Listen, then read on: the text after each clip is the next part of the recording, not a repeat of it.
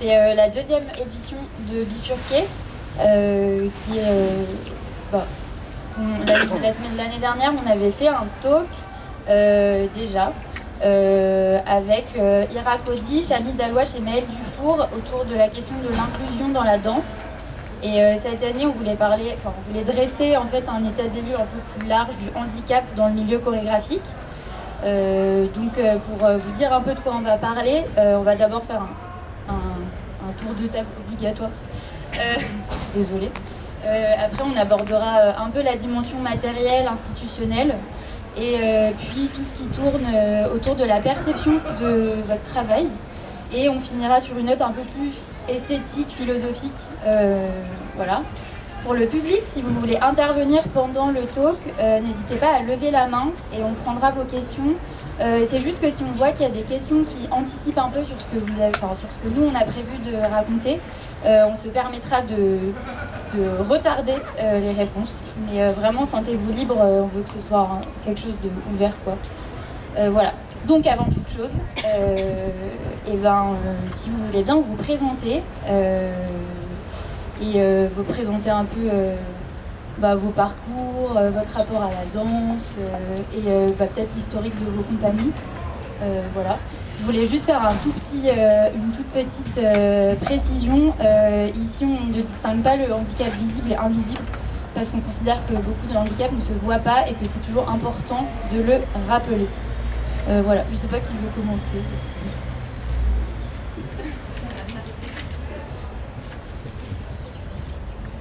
Bonjour tout le monde, je m'appelle Sandrine Lescourant, plus connue dans le monde des battles sous le nom de Mufasa. Je suis danseuse, chorégraphe et plus récemment, au fil de mon parcours, j'avais envie de monter des conférences, donc j'ai juste monté quelques conférences. Et salut. Je suis contente de voir des visages que je connais.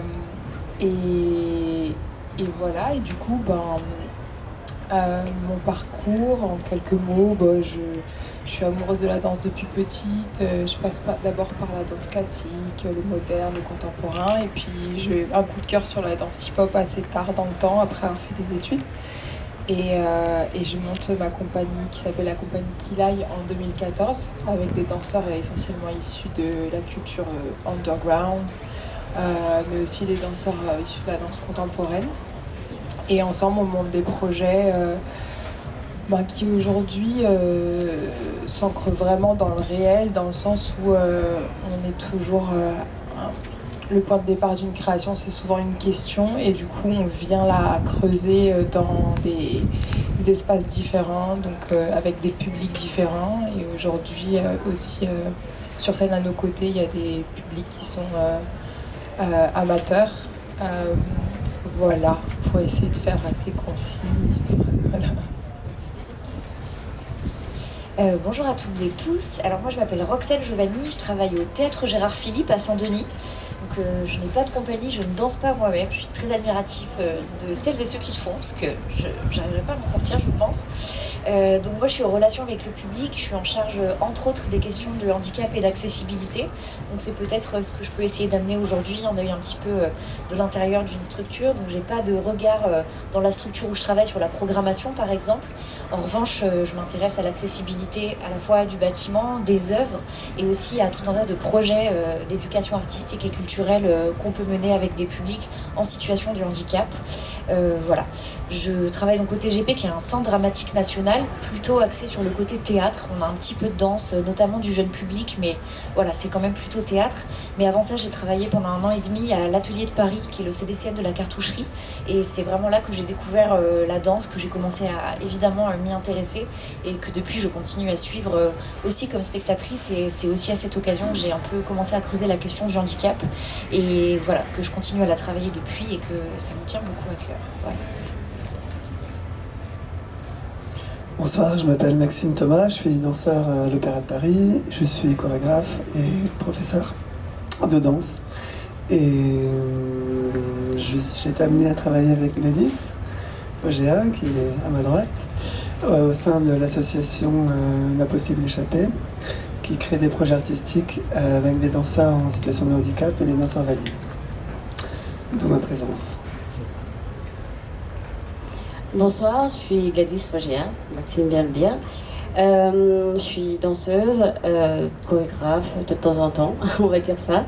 Je travaille actuellement principalement avec 2 compagnies et je collabore également avec une 3e compagnie où on mélange la robotique et la danse. C'est un projet assez intéressant d'ailleurs, mais voilà, je fais ça avec eux. Et j'anime également des ateliers de danse inclusive alors, danse inclusivement, je dirais de danse adaptée pour des patients en situation de handicap mental. Et ça, je fais ça depuis à peu près 1 an. Donc, je trouve ça assez passionnant aussi d'ailleurs. Et avec Maxime, on se retrouve régulièrement pour collaborer ensemble et pour danser ensemble sur différents projets. Voilà. Merci beaucoup pour les présentations et justement un peu pour rebondir sur cette différence que tu fais entre danse inclusive, danse adaptée. Je pense que le terme inclusif, ça, je ne sais pas si ça peut poser débat ou quoi, mais est-ce que ça a un sens pour vous de parler de danse inclusive? Est-ce que dans la danse et dans les arts vivants en général, et comment vous avez construit votre rapport à ça? Est-ce que vous pouvez être parfois un peu critique peut-être? Je sais pas, si jamais vous voulez. C'est vrai que il faut toujours nommer les choses, malheureusement. Moi j'ai envie de dire c'est de la danse tout court, mais malheureusement on est dans un système où il faut nommer les choses et souvent on interprète en disant danse inclusive dans le sens où des personnes en situation de handicap et des danseurs valides, j'aime pas ce mot non plus, mais voilà, vont danser ensemble. Et donc du coup, d'où le côté inclusive. Et c'est vrai que je différencie avec la danse adaptée qui va être dédiée qu'à des personnes en situation de handicap. Donc du coup, malheureusement, on est obligé de caser, de dire les choses correctement. On peut pas dire la danse tout court.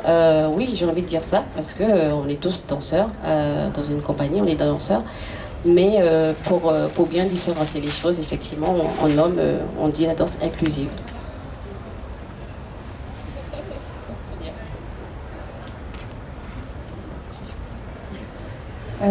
Alors moi du coup quand j'ai lu inclusif sur le papier, je savais pas exactement de quoi on parlait.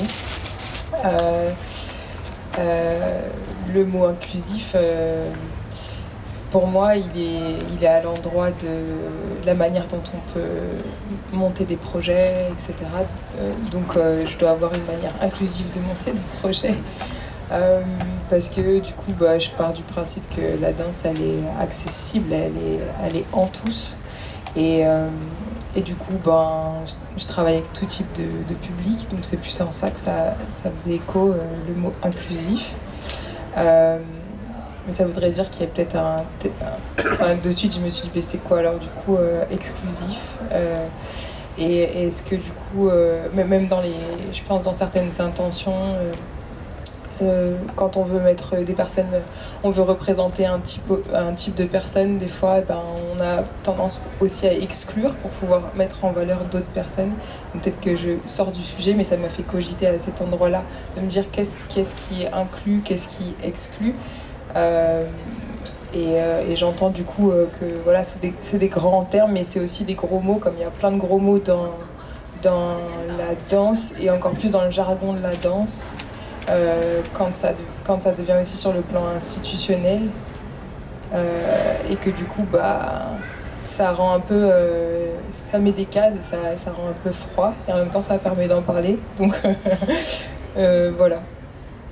Oui, tu le dis, je sais pas si vous voulez réagir, mais non, c'est vrai qu'il y a, en fait, c'est aussi une institutionnalisation. Pour chercher de la documentation, par exemple, sur la danse et le handicap, en fait, quand on tape danse handicap, on ne trouve pas du tout la même chose que quand on tape danse inclusive. Il y a un truc, c'est aussi, je pense que ça vient des institutions, mais il y a aussi une manière de trouver un terme qui mette un peu tout le monde d'accord. Je pense que ça vient de là aussi, quoi.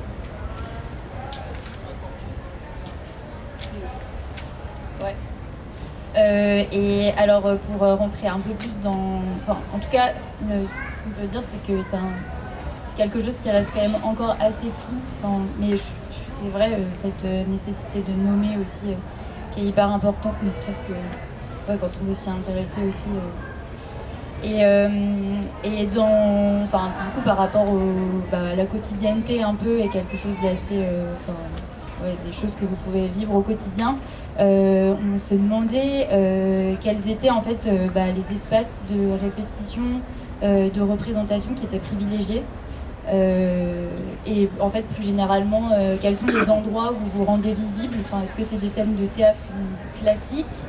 Est-ce que c'est plus des endroits un peu alternatifs? Si vous voulez nous en parler, des lieux en fait, où se déploient vos différentes représentations.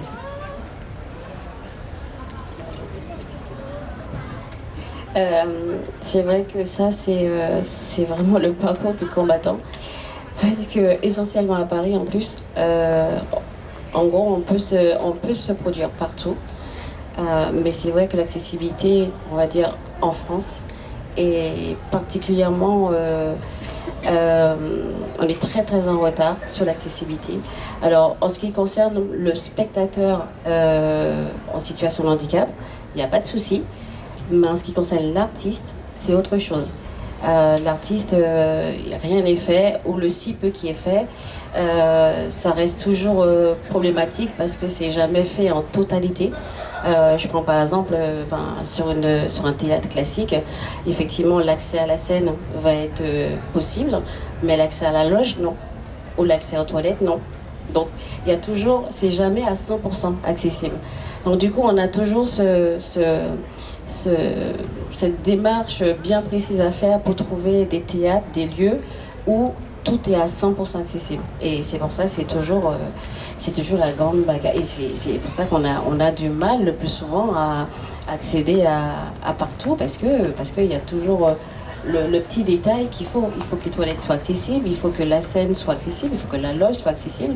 Et du coup, quand les trois sont pas réunis, du coup, on peut pas se produire dans ce lieu-là. Donc du coup, c'est vraiment, moi, ça fait une vingtaine d'années que je danse, et ça fait une vingtaine d'années que je vois, c'est la même bataille à chaque fois. C'est toujours la même.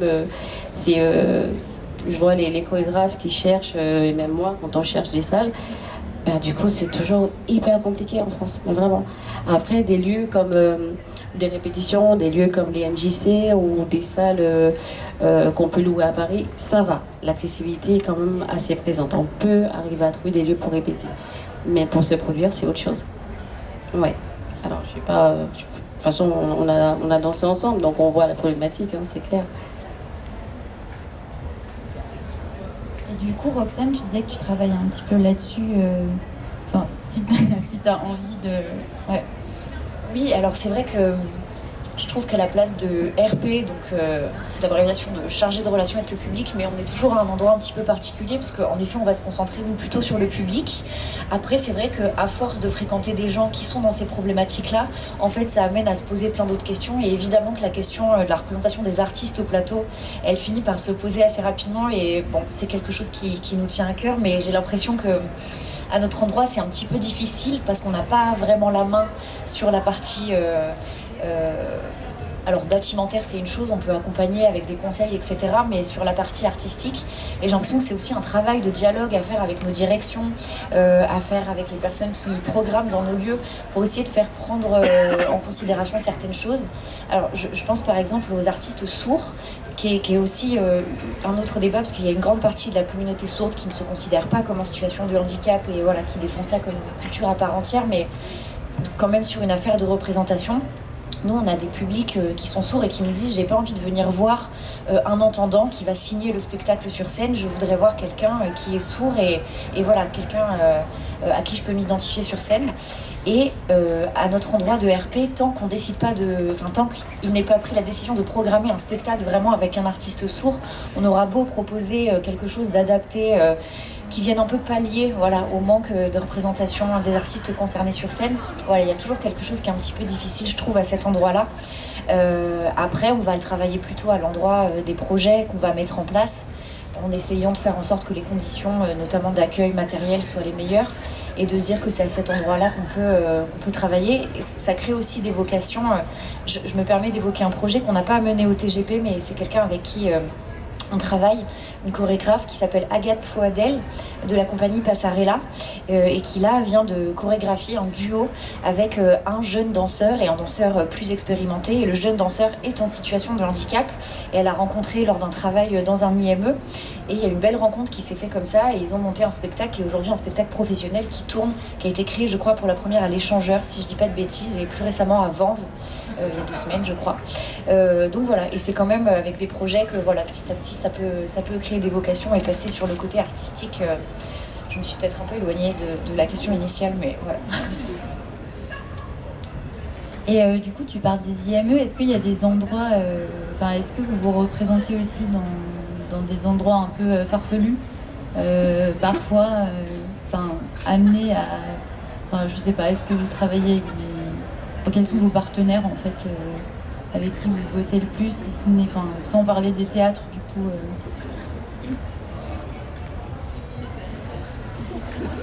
C'est une question bizarre. C'est le farfelu qui nous a mis une claque. Ah oui, bah non.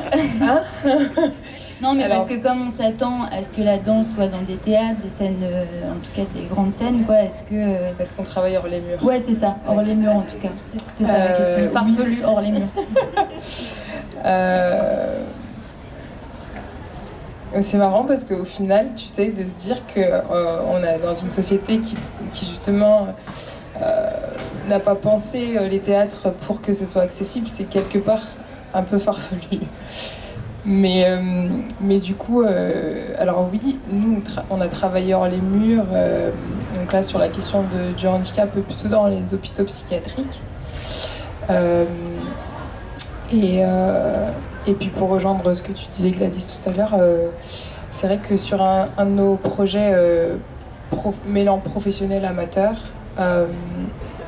on a eu une personne qui avait qui était en siège, et on a eu un super coup de cœur sur la personne. Il avait envie de refaire le projet, et du coup c'était en Suisse à ce moment-là et c'était superbe, et en fait j'ai pas pu lui proposer de revenir ensuite parce que c'était jamais accessible au niveau pour son siège, et du coup ça crée une petite de la frustration en fait, et j'imagine même pas du coup pour lui, et du coup nous à notre endroit, oui, c'était intéressant de pouvoir aller hors les murs, mais ce que tu évoquais tout à l'heure, c'est surtout les rencontres en fait qui sont hyper fortes.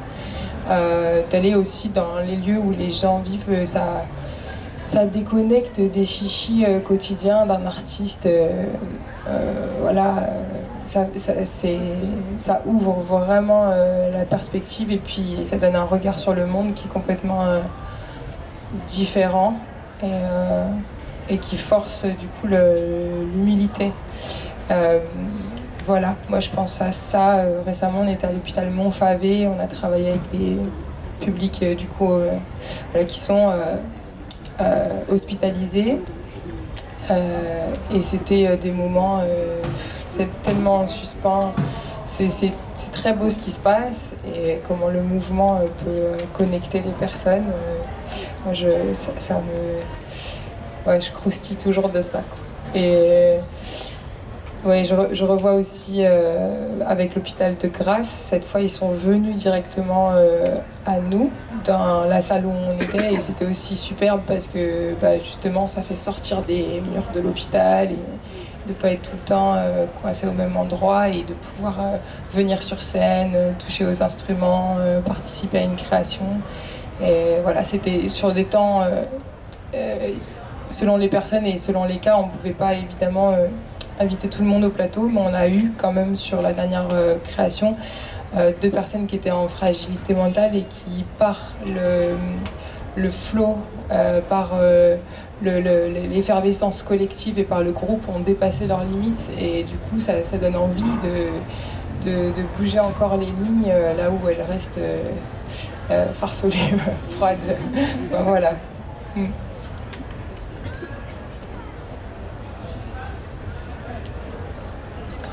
Moi, peut-être que je peux parler d'un point de vue un peu plus institutionnel, entre guillemets, comme je suis à l'Opéra de Paris, qui est une grosse maison, très subventionnée, on peut quand même constater un petit frémissement avec les Paralympiques notamment. Donc on va faire un projet lors d'une soirée qui s'appelle les danseurs chorégraphes à l'Opéra Bastille, où justement Gladys et moi on va faire un duo, donc c'est quand même appréciable parce que jusqu'à maintenant c'était pas forcément le cas, le handicap au sein de l'opéra, donc on peut quand même saluer cette avancée, même si évidemment il y a encore énormément à faire. Donc voilà, bon, on va essayer de faire en sorte que ça puisse durer et se développer. Mais en tout cas, je pense que c'est de ce côté-là une petite avancée, quoi. C'est déjà pas mal. Non, effectivement, on peut pas. On voit effectivement depuis quelques années. Pour tout vous dire, effectivement, en France, on est très en retard, mais vraiment. Mais je constate qu'il y a quand même, même si ça avance pas très vite, mais ça avance quand même. Comme tu disais, effectivement, je pense qu'il y a encore 5 ans, on n'aurait même pas pensé pouvoir danser à l'Opéra Bastille, alors que là, ça va faire la 2e fois que je vais y accéder. Donc, je me dis, quelque part, il y a des choses qui bougent. Il y a, on va dire, la mentalité commence à bouger un peu plus, parce que le handicap commence à être un peu plus visible, entre guillemets. On accepte de plus en parler, de plus le montrer, on va dire, dans les médias. Donc du coup, quelque part, il y a peut-être un peu plus d'interrogation et de se dire est-ce que c'est possible, est-ce qu'on peut envisager des choses. Voilà, ça commence à bouger un tout petit peu, mais c'est très long, c'est très très long. Mais bon, voilà, faut quand même avouer les choses, ça bouge. Je vais pas dire qu'on est complètement à l'arrêt, ça avance. Et je me dis, j'espère encore que les institutions vont pouvoir encore plus ouvrir les portes, parce que c'est pas encore le cas. Je vois par exemple les conservatoires, le handicap, on n'est pas complètement. On peut, si vraiment, selon le handicap qu'on a, on peut y accéder, vraiment. Mais par exemple, quelqu'un en fauteuil roulant, accéder au conservatoire, pour l'instant, j'en connais pas beaucoup, ou voire pas du tout. Donc du coup, on se dit peut-être que petit à petit, à force de voir, à force de forcer un peu les portes, d'aller dans des endroits un peu on va dire extraordinaire ou pas ordinaire, du coup ça va peut-être faire bouger les choses. Qui sait? On espère. Enfin, j'espère.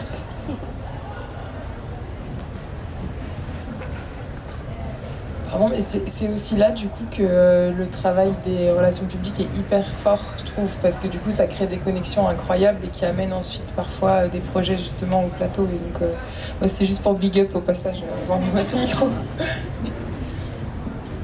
Et justement, pour parler des institutions, etc., il n'y a pas très longtemps, alors je ne m'y connais pas, peut-être que vous pouvez mieux en parler que moi, mais il y a eu quelque chose qui a été mis en place par l'État, je crois, l'éducation artistique et culturelle, l'EAC, qui était supposé amener plus d'accessibilité à l'art, de façon très globale, quoi, mais notamment pour les personnes handies. Est-ce que c'est quelque chose que vous avez croisé? Est-ce que ça a changé quelque chose dans votre travail? Je sais pas si...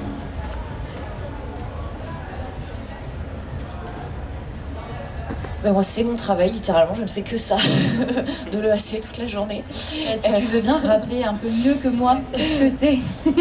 Waouh, alors il faut que je remonte à mes cours de la fac pour essayer de définir ça correctement, mais en gros, l'éducation artistique et culturelle, alors qui peut englober tout un tas de choses, mais c'est de se dire, en effet, l'idée c'est qu'au cours de sa vie, on pense notamment à la scolarité, mais en réalité ça peut se poursuivre par la suite, mais de se dire qu'à un moment dans sa vie, on a croisé une œuvre, réfléchi autour de cette œuvre et eu l'occasion de pratiquer d'une manière ou d'une autre. Donc en fait, avoir un parcours, une relation avec l'art, ça peut être le théâtre, la danse, la peinture, tout un tas de choses.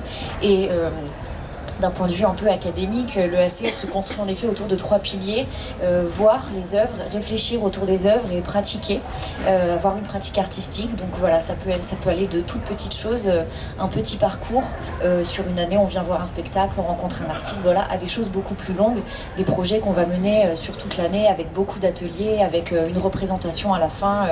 Je parle pour ma structure, mais sur une des scènes du TGP par exemple. Et ça... tous les projets qu'on construit, ils sont avec cette philosophie-là de l'éducation artistique et culturelle et ils peuvent concerner tout un tas de publics. On travaille avec des enfants, des personnes âgées, des personnes en situation de handicap, des personnes éloignées, en tout cas des institutions culturelles pour tout un tas de raisons. Moi j'y crois vraiment très très fort, sinon je ferais pas ce métier, c'était vraiment une vocation. Je pense qu'en effet, je sais pas si on peut dire que ça change des vies, mais... peut-être un peu quand même, je crois. En tout cas, ça veut pas dire que parce qu'on a traversé un parcours de AC, on va forcément devenir un artiste ou se mettre à adorer le théâtre, ou voilà, mais au moins ça plante des petites graines et si on a envie d'y revenir ensuite, ça laisse un peu cette possibilité. Et en effet, c'est des choses qui sont beaucoup... institutionnalisées, c'est des choses pour lesquelles il y a eu des financements, il y a eu des grands plans de financement au niveau de l'État, il y a plein de choses qui ont découlé de ça, alors qui marchent plus ou moins. Le Pass Culture, c'était aussi un des bébés de l'EAC, alors avec tous les défauts qu'on lui connaît, au moins sur la part individuelle. Mais voilà, c'est en tout cas comme ça qu'on essaye de penser nos métiers. Moi, je pense qu'en effet, ça aide ça permet à tout un tas de personnes d'accéder à la culture et y compris, en tout cas une pratique culturelle, y compris à des personnes en situation de handicap, mais pas que, c'est aussi beaucoup, beaucoup plus large que ça. Pour la petite, voilà.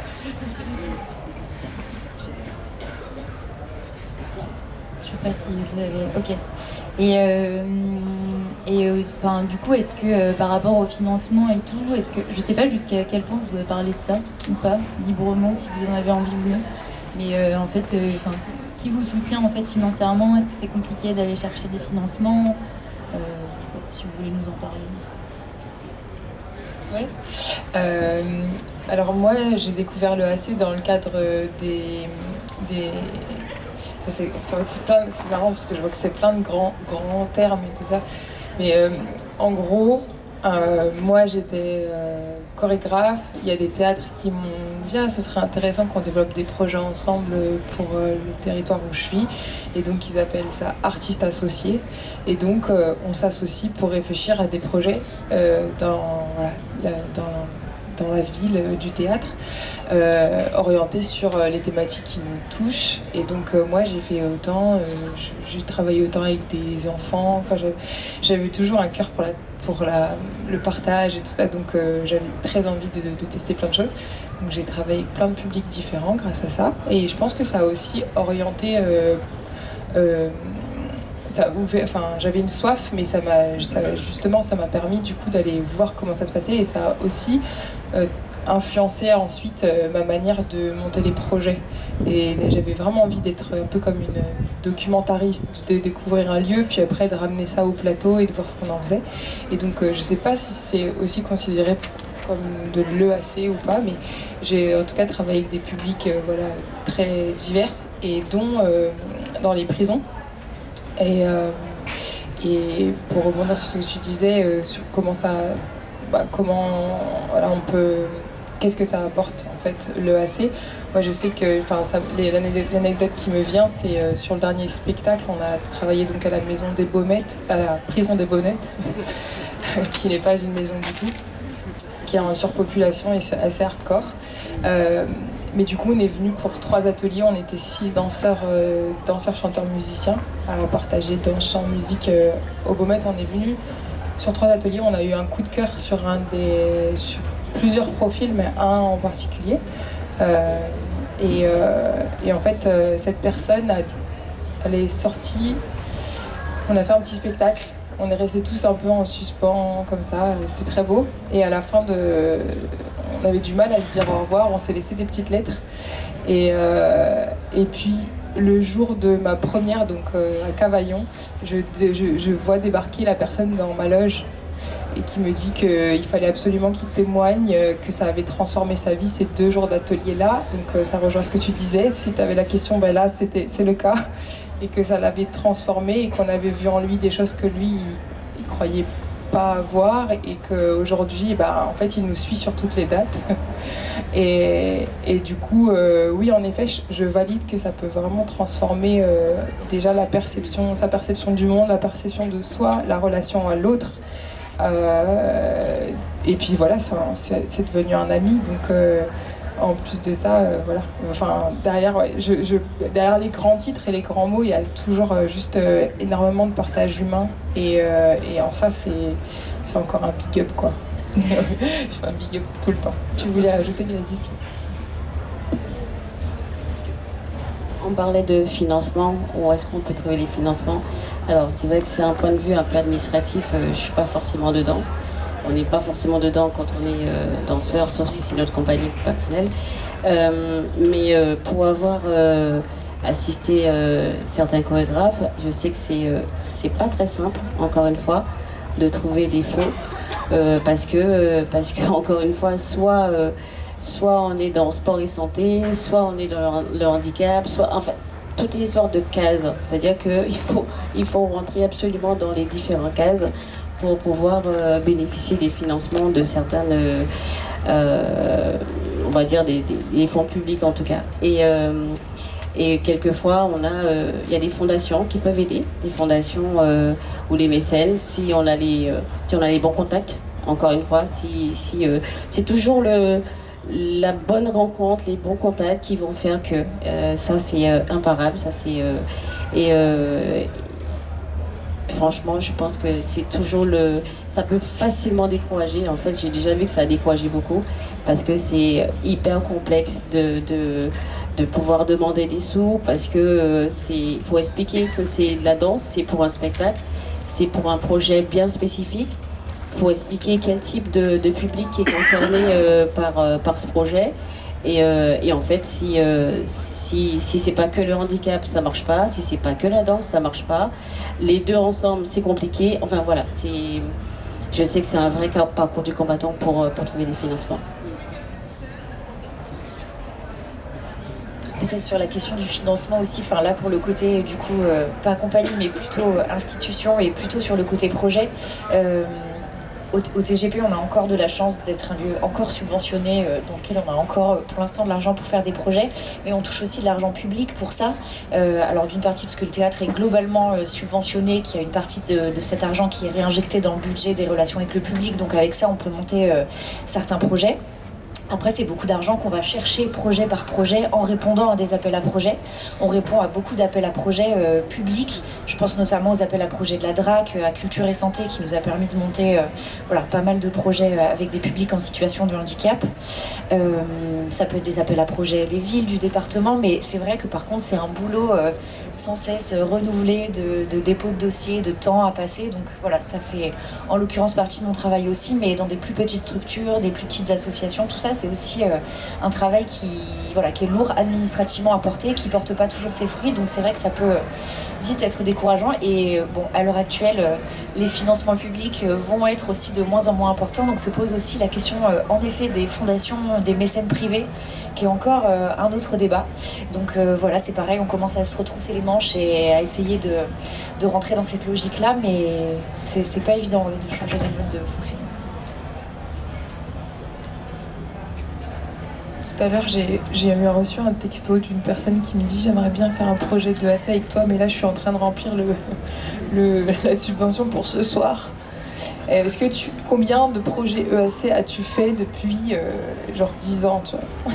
J'étais là, je suis dans le train, je sais pas.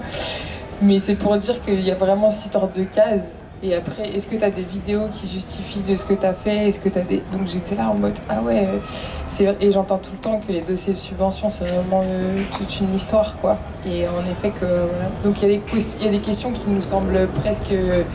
genre pas du tout organiques, mais parce qu'en fait, il faut rentrer dans les cases, que du coup, derrière, c'est l'ordinateur et qu'il faut que ça puisse se faire. Enfin, voilà, c'était juste pour rejoindre, ça me faisait penser à ça. Est-ce que... Oui. Intervenir juste par rapport... Si. Juste pour compléter par rapport, donc Cécile, des rencontres chorégraphiques, Donc moi, je chapeaute le service des relations avec les publics et depuis pas mal d'années, on met en place des projets assez divers et variés. Et deux choses, je trouve que par rapport au montage de projets, je trouve que c'est intéressant de pouvoir se rapprocher de structures, comme voilà, parce que je pense que dans toutes les structures aujourd'hui, dans les services des relations avec les publics, c'est quand même des questions qui sont traversées, qui sont extrêmement importantes, en tout cas nous qu'on porte voilà, au centre des projets. Donc de se rapprocher des structures pour monter les projets, je pense que c'est aussi une force voilà, par rapport à des petites compagnies, des petites structures où c'est plus compliqué. Et je trouve que les projets sont aussi forts quand on est plusieurs partenaires pour les monter, donc ça peut être des pistes aussi. Je trouve quand même qu'il y a de nombreux dispositifs dans lesquels on peut aussi être un peu rusé et insérer ces questions-là de façon plus ou moins directe et plus ou moins conséquente, mais il y a quand même au niveau du département, du ministère, effectivement, de nombreux dispositifs où je trouve que ces questions-là sont quand même à l'ordre du jour. Enfin, depuis quelques années, c'est quand même... ça remonte et ça prend une place. Voilà, pour compléter un petit peu et dire que voilà, au sein des rencontres, on mène ces projets depuis de nombreuses années et c'est effectivement très très riche de rencontres et je trouve que ces projets-là sont d'autant plus riches quand on est dans une... on travaille beaucoup l'intergénérationnel, mais de travailler aussi la mixité des publics, voilà, pour l'expérience que j'ai moi à mon niveau, je trouve que c'est d'autant plus riche, voilà, par rapport à ce que vous faites. Et moi je vais compléter parce qu'on parle beaucoup d'institutions, de complexité administrative, de politique publique. Donc je suis un représentant du ministère de la Culture, je suis accompagné par aussi Mehdi Idir qui travaille lui plus spécialement sur la question de l'EAC. Donc en effet ce sont des grands mots, mais ce sont des axes de politique culturelle qui sont en effet des fondements de la façon dont l'État français, depuis des décennies, entend mener une politique culturelle avec des budgets conséquents, parfois complexes à les capter. Il s'appelle juste en effet le système français qui est administrativement regardé depuis le monde entier comme un système complexe, mais c'est aussi un système qui, de par le monde, est regardé comme voilà, un système engagé sur les politiques culturelles. Bon, une fois que ça c'est dit, ces budgets ils sont engagés pour la démocratisation culturelle. Ils permettent notamment de financer ce type de conférences, de rassemblements ici, ou de multiples projets tels que celui dont témoigne Sandrine Escourant. En tant qu'artiste associé à une structure, il y a des budgets qui permettent à Sandrine de créer ses pièces, de les diffuser, mais aussi de travailler sur le territoire avec différents publics, hospitaliers, carcérales, etc. etc. Donc voilà, c'est des grandes bases que je rappelle ici, mais je confirme que la complexité administrative parfois pèse beaucoup, et d'autant sur les petites structures. Peut-être pour revenir sur le sujet du jour, donc le handicap, peut-être témoigner aussi et partager tout ce qui se dit sur le retard en France, mais qui ne vaut pas que dans le domaine de la culture, mais dans tous les secteurs, sur les questions d'accessibilité pour les personnes en situation de handicap. Et aujourd'hui, quand on se parle d'accessibilité, on se parle d'accessibilité aux lieux de culture pour aller voir des œuvres, mais aussi aux lieux de travail. Donc vous en avez parlé, c'est une vraie question.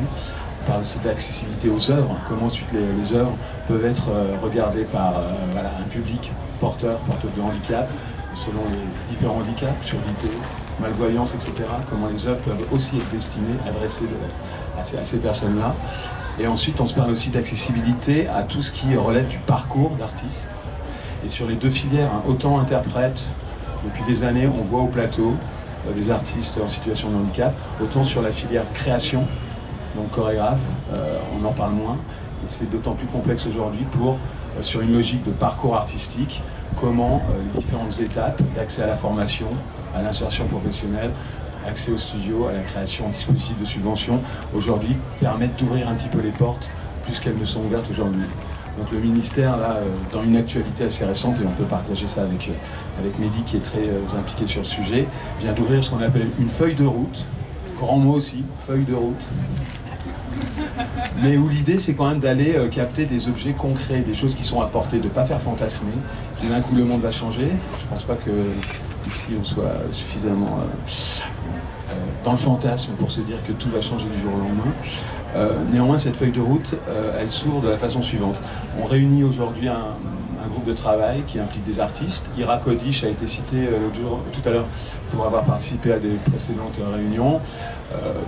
Était présente aussi la chorégraphe Alice Davazoglou, qui est aujourd'hui une chorégraphe reconnue, soutenue financièrement.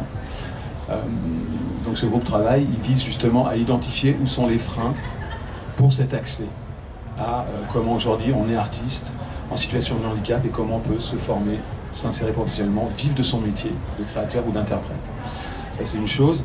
Un acte fort aussi de cette feuille de route, mais ça il date de 3 ans, c'est la création du Centre national pour la création adaptée, qui est un projet qui est situé en Bretagne à Morlaix, donc sur la base d'un historique où au départ c'était des ateliers de théâtre, puis une compagnie de théâtre, et aujourd'hui donc un établissement qui est missionné par le ministère de la Culture pour faire ressources au niveau national, c'est-à-dire identifier partout où il y a des projets, apporter du conseil sur les différents enjeux que sont la formation, l'accès à la formation, la professionnalisation, accueillir des artistes en résidence, coproduire leurs projets, les diffuser. Donc voilà, cette feuille de route, elle s'ouvre aujourd'hui. Alors encore une fois, en toute modestie, le monde ne va pas changer du jour au lendemain, mais néanmoins, en tout cas, les personnes que vous êtes, toutes les personnes qui sont investies sur ces sujets, sont les bienvenues pour venir témoigner de leur expérience et faire des propositions dans ce processus qui s'ouvre aujourd'hui. Voilà ce que je pouvais dire du côté de l'institution. Merci beaucoup.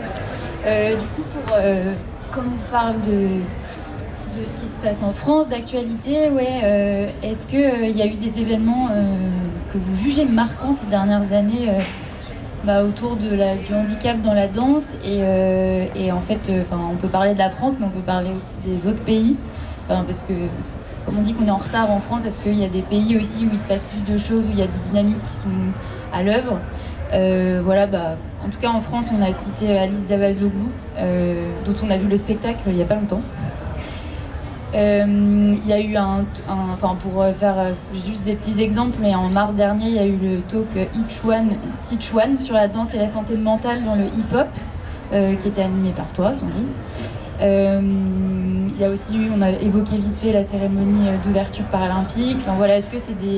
Est-ce que tout ça c'est des signes d'évolution? Est-ce que ça se passe mieux ailleurs? Je ne sais pas si vous voulez faire un petit tour en tout cas de ce qui vous a marqué, même si c'est des choses très précises.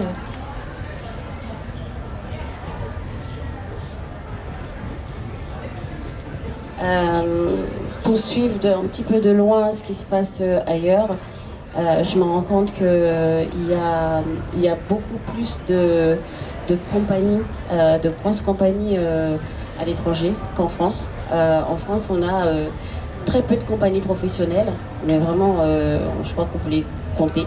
Et beaucoup d'associations qui essayent de mettre en pratique la danse handicap, je vais dire ça comme ça, même si ça me plaît pas trop, mais voilà, la danse handicap. Mais contrairement à d'autres pays comme l'Angleterre, comme je disais il n'y a pas très longtemps, l'Angleterre qui a une grosse compagnie comme Doco qui accueille tout type d'handicap, mais vraiment ils sont nombreux, et que ce soit en fauteuil, avec béquilles, amputés, handicap mental, voilà, ils ont une mixité de handicap. Pareil aux États-Unis, compagnie Axis, voilà, il y en a quelques-uns, mais c'est des grandes compagnies. Contrairement à nous ici, en fait, on a quelques compagnies professionnelles, mais voilà, ça reste toujours des petites compagnies.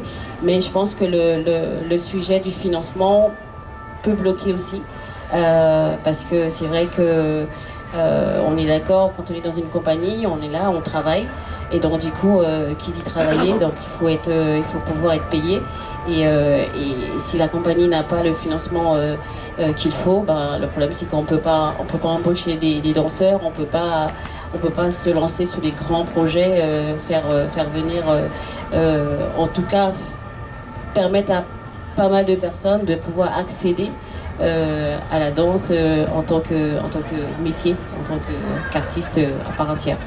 Donc on a beaucoup de retard à ce sujet. En tout cas en Europe, on a beaucoup de retard.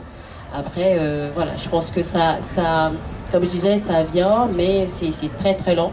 Et pour revenir à la cérémonie d'ouverture, alors moi j'ai été assez déçue entre guillemets, parce que je me suis dit, on a quand même, il n'y en a pas beaucoup, mais on a quand même quelques danseurs professionnels en France. Et malheureusement, ils ont été chercher beaucoup de danseurs étrangers, alors que la cérémonie se passait en France, même si c'est les JO et que c'est international, je suis d'accord. mais quand même. Je trouvais ça un peu dommage qu'ils aillent chercher des danseurs aux États-Unis, en Espagne, enfin un peu partout, et très peu de danseurs français. Je crois qu'il devait en avoir 2, je crois. Et c'est tout. Et ça, j'ai trouvé ça très très regrettable. Mais ça montre encore notre position par rapport à tous les autres pays, aux autres pays sur notre positionnement sur la danse handicap, on va dire.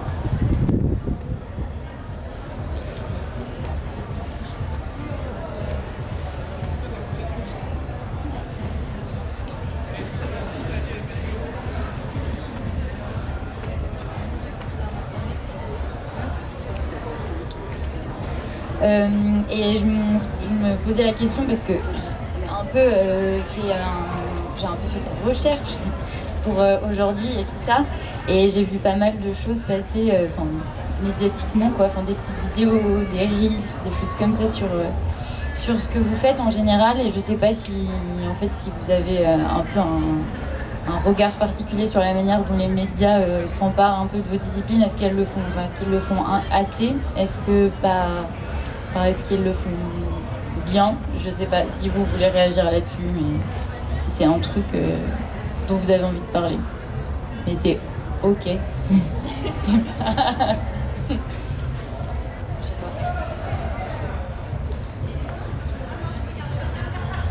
pas. Je pense que c'est comme tout, il y a la médaille, il y a le côté positif et négatif. Et faut pas se le cacher, maintenant des cases à cocher pour être bien vu, etc. Donc, moi je crois que de toute façon ce qui est bien c'est d'avoir de plus en plus de visibilité. Après, si c'est fait avec des bonnes ou des mauvaises intentions, c'est discutable certes, mais l'important c'est que ça avance, quoi. C'est pour ça, quand on avait évoqué aussi le cas de Jérôme Bell, etc., où il a fait des créations qui étaient chouettes, quoi. Mais c'est vrai que certains ont parlé d'opportunisme, certains ont parlé d'appropriation, etc. Et c'est vrai que voilà, tout est discutable. De toute façon, on peut toujours voir le pour et le contre dans n'importe quel domaine. Mais je pense que de toute façon, plus il y aura de visibilité, mieux ce sera. C'est mon point de vue, en tout cas. Moi, je dirais qu'il y a un phénomène de mode, en fait. C'est-à-dire que, je sais pas, à un moment donné, il va y avoir un truc à la télé et tout d'un coup, tous les médias vont vouloir s'emparer de ce phénomène de mode où il faut absolument mettre le handicap en avant, il faut absolument faire apparaître. Voilà, malheureusement, c'est toujours un phénomène de mode et qui est toujours éphémère et ça ne dure pas dans le temps.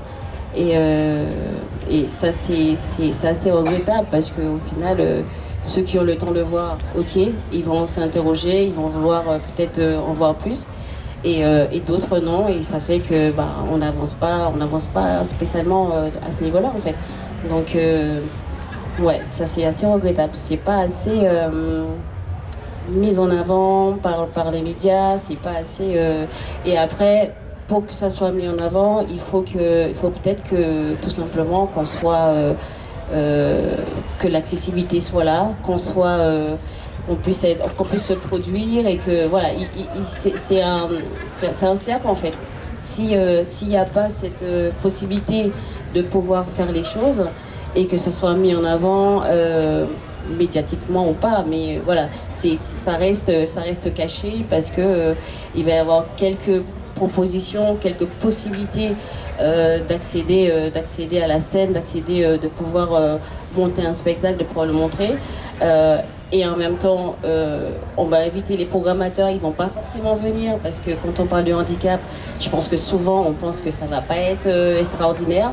Et donc du coup, il y a ces espèces de préjugés qui restent encore là. Et donc du coup, ça fait que les programmateurs vont pas se déplacer, il y aura pas de suite, il va y avoir un spectacle, il n'y en aura pas deux. Voilà, ça reste encore très très très minime en France. Mais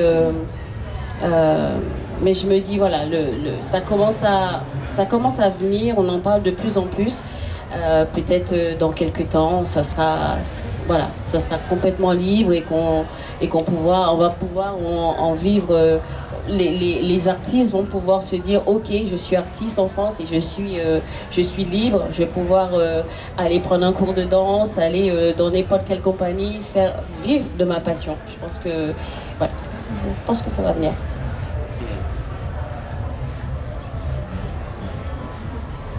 Alors, moi, c'est juste pour réagir par rapport à cette question un peu de la comparaison à l'international et puis ce qui se joue là. Moi, je suis enseignante-chercheur, je travaille sur l'éducation artistique et culturelle, donc l'EAC.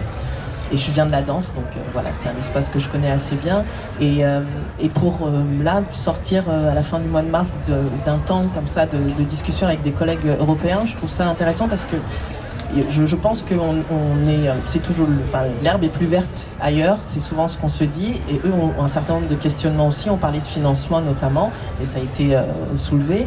Des collègues suédois qui travaillent avec des artistes de tous bords, eux doivent faire avec des financements, font avec des financements européens et ont vraiment un accompagnement très spécifique sur la question. Et c'est vrai qu'il y a un déploiement, mais qui renvoie à toute la question des relations sociales et de la manière dont on vit la question de la cohésion sociale dans ce contexte-là. Donc il y a cette dimension-là, mais ils réclament, ils avaient le sentiment d'être assez isolés en tant que compagnie porteuse de ce type de projet. Il y avait des compagnies spécifiques avec des artistes handicapés qui tournent énormément et elle a une très grande visibilité et il rassemble l'ensemble des moyens, par exemple. Donc ça, c'est l'exemple suédois, mais à côté de ça, je pense qu'en France, on a quelque chose autour de la visibilité. C'est exactement ce que tu disais, Gladys.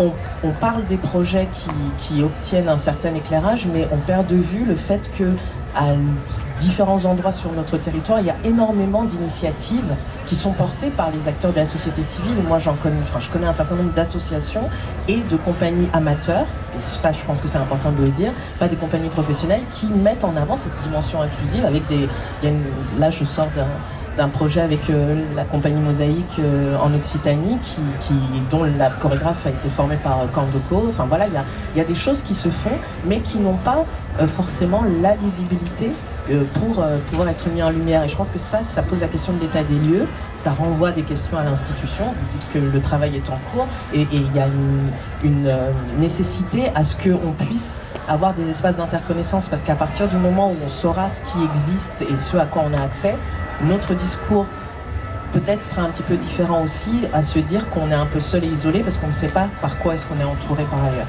Donc moi je pense qu'en France on a énormément d'initiatives, des choses qui se font, des ESAT qui sont des ESAT avec des arts associés. Enfin, il y a énormément de choses maintenant. Quelle grille de lecture on a et quels moyens on a et ressources on a pour pouvoir se connaître les uns les autres, pour pouvoir faire ensemble. Je pense qu'on en est à cet endroit-là. Voilà.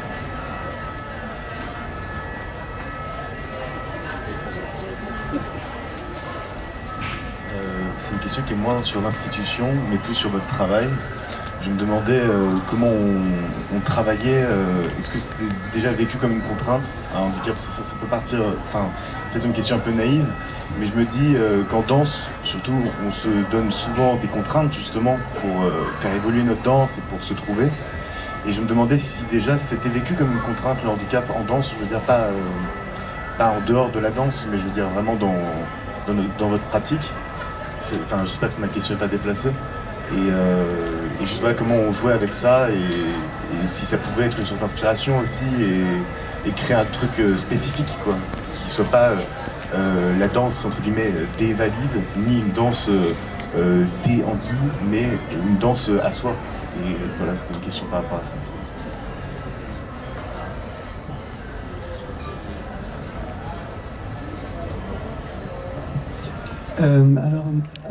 On peut parler peut-être de notre expérience à tous les deux.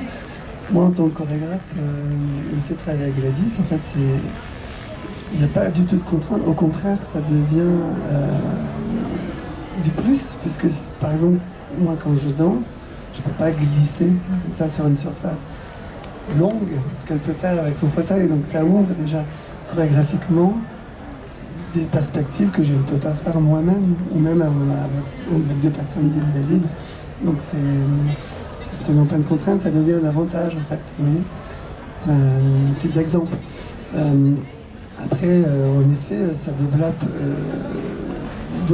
des aspects dont je n'aurais peut-être pas eu l'idée si j'avais dansé avec des danseurs dits valides. Pareil, par exemple, on est en train de créer, il y a des façons de faire, notamment des combinaisons avec des bras, avec des portées, qui deviennent beaucoup plus riches et beaucoup plus complexes, puisque ça nous amène à regarder le propos, l'objet sous un autre angle en fait. Donc ça devient quelque chose au contraire, vachement plus positif que de contraignant. Je rejoins ce que tu dis, c'est vrai que ça demande plus de réflexion, parce qu'il faut s'adapter avec ce corps différent de chacun. Et donc du coup, on fait avec, justement, on en joue de ces contraintes. On le considère pas comme quelque chose de pénalisant, au contraire, on l'utilise. Je peux pas, si je sais pas, je prends un exemple, mais si un manque d'abdos va m'empêcher de vraiment tenir sur le côté, du coup je vais jouer avec ce côté déséquilibre et peut-être amener quelque chose de différent par rapport à mon partenaire qui va aussi utiliser ce... Donc du coup on l'utilise en fait. C'est pas un frein. Mais pour en arriver là, c'est vrai qu'il faut avoir déjà passé pas mal de caps dans sa tête pour déjà avoir accepté le handicap, parce que c'est pas forcément évident au départ. Justement, ça peut être très contraignant et bloquant pour certains, mais une fois qu'on a fait ce travail et qu'on a accepté son corps tel qu'il est, en fait généralement on en joue de cette différence justement. Ça devient une force, il faut l'utiliser telle qu'elle. Moi, je raconte juste rapidement une petite expérience que j'ai eue quand j'étais à l'atelier de Paris, justement à la cartoucherie, puisque j'ai eu la chance, tu l'évoquais tout à l'heure, mais de travailler un peu avec Alice Davazoglou, Françoise Davazoglou et Michael Filippo sur un projet de toute une année, où donc Alice, Michael et Françoise donnaient des ateliers de danse à la fois à des personnes dites valides et des personnes qui étaient en ESAT, donc en situation de handicap. Et moi, ça m'avait frappé de voir comme pour Alice, en fait, le handicap, c'était une donnée, mais c'était pas un problème, c'était pas une question. C'est-à-dire que voilà, elle était en situation de handicap, mais avant d'être ça, en fait, c'était une danseuse et une chorégraphe, et c'était comme ça qu'elle était présente dans le projet-là. Et voilà, c'était juste une donnée, son handicap, mais comme le fait que moi, quand je faisais les ateliers, je savais pas danser, et que c'était une donnée aussi, et voilà, et que moi, c'était ma contrainte à moi. Enfin, voilà. Je sais pas, je le dis peut-être avec un œil un peu naïf, mais moi j'ai l'impression qu'il y a aussi peut-être quelque chose de cet ordre-là qui est un peu en train de changer, de se dire que ok, quand il y a des projets ou des spectacles qui intègrent la question du handicap, ça va de moins en moins être des spectacles sur la question du handicap, voilà, mais plutôt qui intègrent. Et Alice, c'est un exemple de ça, je trouve. Avant tout, c'est une artiste, une chorégraphe, une danseuse, et voilà.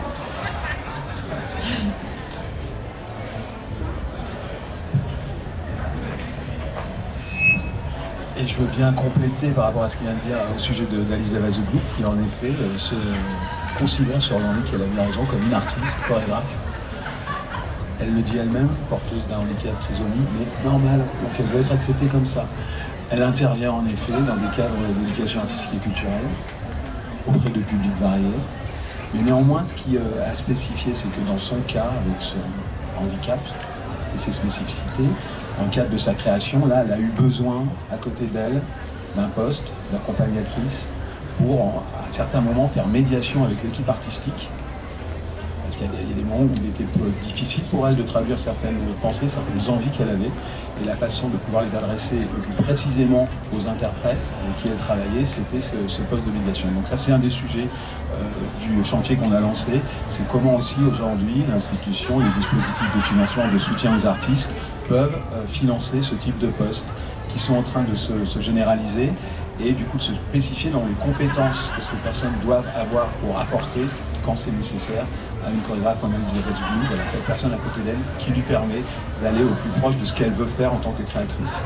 Et pour répondre à ce qui a été dit tout à l'heure par Diane Ebou sur énormément en effet d'acteurs mobilisés, de projets partout, mais qui ne se connaissent pas forcément. Une des propositions qui émane de la feuille de route, c'est de pouvoir cartographier justement région par région, qui sont les acteurs engagés, qui sont les projets, qui sont les compagnies, et quels sont les dispositifs, etc. Donc ça fait partie aussi d'un vaste chantier qui vise à réunir ces gens-là, les mettre en connexion. C'est une des missions qui est confiée au Centre national de la création adaptée, c'est de faire ressources, apporter du conseil, mais de pouvoir situer chacun sur un territoire et faire en sorte qu'ils puissent partager de la connaissance.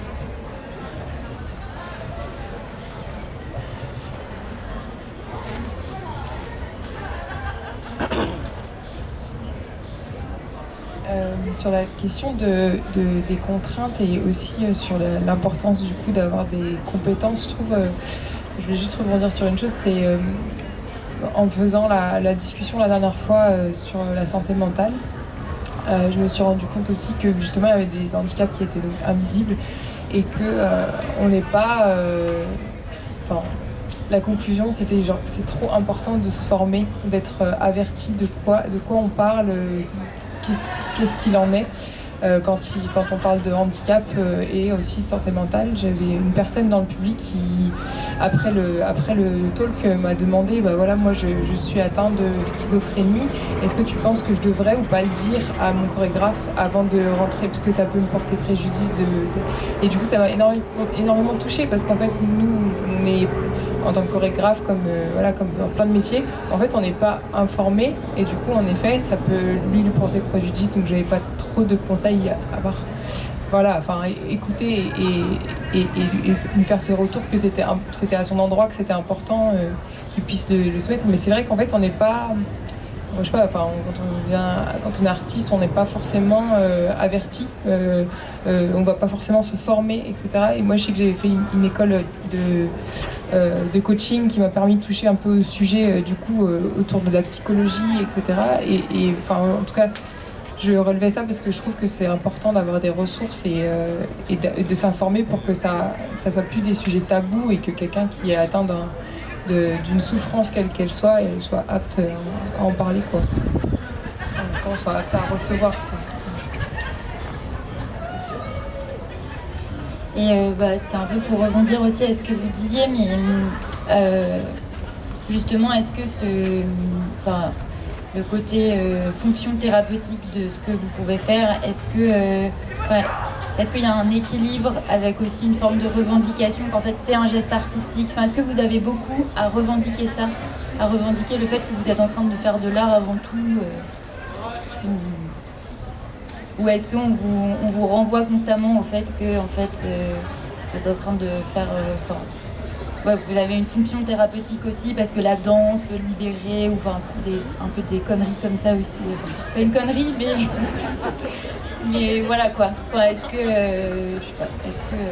vous voulez dire des choses dessus? Peut-être, si je comprends bien la question, c'est aussi parce qu'on a souvent tendance à dire que la danse et le handicap, on relève vachement ça au domaine du thérapeutique, alors qu'en fait il y a aussi une vraie valeur artistique et pas seulement thérapeutique, pas seulement reléguée au domaine de la santé en fait. Je sais pas si c'est bien ça. D'accord, voilà, c'était juste pour compléter. Je sais pas si vous avez quelque chose à dire. J'ai l'impression que pour moi, l'un est dans l'autre en fait. L'art est thérapeutique par essence en fait. Le fait de créer, tout simplement, peut être invisible, des fois conscient, inconscient, quand ça dépend aussi de ce qu'on traverse évidemment, mais on m'a souvent renvoyé ça, en tout cas nous, dans notre travail, et moi ça fait sens parce qu'à mon endroit ça a été le cas, donc maintenant il faudrait définir ce que ça veut dire thérapeutique, etc. Mais en tout cas il y a un mouvement de l'être qui se fait par l'art, et à cet endroit-là, est-ce que guérison ou pas, c'est la grande question.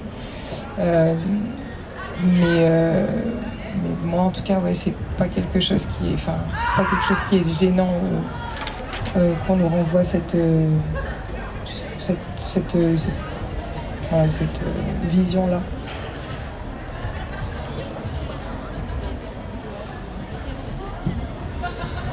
suis d'accord avec ce que tu dis. Effectivement, pour moi c'est pareil, c'est de manière générale, l'art est thérapeutique, mais pour tout le monde en fait. En vrai, c'est pas... moi je le lis pas forcément au handicap. Après, ça m'est arrivé d'animer certains ateliers et les retours, c'est vrai que on a ce retour où on nous dit ça lui a fait du bien, on l'avait jamais vu comme ça. Enfin, dans ce sens-là, on a envie de dire ok, il y a eu quand même un effet thérapeutique dans ce qu'on a pu faire, mais c'est vrai que je me dis en même temps, c'est valable pour tout le monde en fait. C'est n'importe qui, je veux dire, quelqu'un qui est pas forcément, qui est valide, qui est pas forcément bien dans sa peau à un instant T, et du coup, cette personne a envie d'aller prendre un cours de danse et se sent libre, se sent bien dans son corps à ce moment-là. Mais on a envie de dire c'est thérapeutique aussi. Donc c'est pas forcément lié que au handicap. Pour moi, c'est de manière générale pour tout le monde en fait.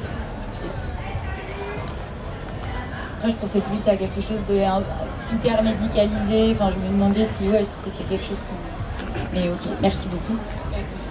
Dans le dernier groupe qu'on a eu, il y avait une personne qui justement travaille à l'hôpital et qui est pédopsychiatre et qui, elle, dit de faire partie de ce projet, j'étais déjà convaincue, mais là encore plus, que dans la psychiatrie, on veut focus énormément sur ce qui se passe dans le cerveau, alors qu'en fait, le corps, il n'est pas du tout considéré. Et qu'en fait, à partir du moment... Donc, je pense que c'est à cet endroit-là, en fait, de se mettre en mouvement, de danser. Évidemment, du coup, ça provoque des choses dans le corps qui viennent avoir une répercussion aussi sur le psychisme. Mais pour finir un peu sur la question du mouvement, j'ai l'impression que ce qu'on raconte aussi, il y a aussi beaucoup de... Il y a une remise en question même de la question même du mouvement, parce qu'en fait, on peut aussi danser en bougeant les yeux, quoi. Enfin, quelque chose comme ça, par exemple. Et du coup, je me demandais... je me demandais... peut-être que vous avez des idées, peut-être pas, mais en fait, si on sort la danse du mouvement strict, du style, la danse, c'est pas que du mouvement, c'est aussi... Est-ce que vous auriez quelque chose à compléter ou... C'est pas facile. Très bateau, mais c'est du plaisir, quoi. La danse, pour moi, c'est le plaisir, et c'est du partage, et c'est des notions toutes simples, mais pour moi, c'est quelque chose d'essentiel. Moi, j'aime bien la notion de soin au sens de l'attention qu'on porte à l'autre aussi. En effet, je trouve que dans la danse particulièrement, moi j'adore le théâtre, mais je trouve que c'est encore plus vrai en danse. C'est prendre en considération l'autre avec son corps, faire attention à lui, comment on entre en interaction avec lui.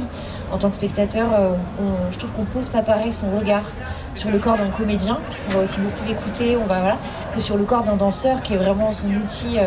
Donc je trouve que cette notion d'attention, de regard un peu différent, j'aime bien. Voilà.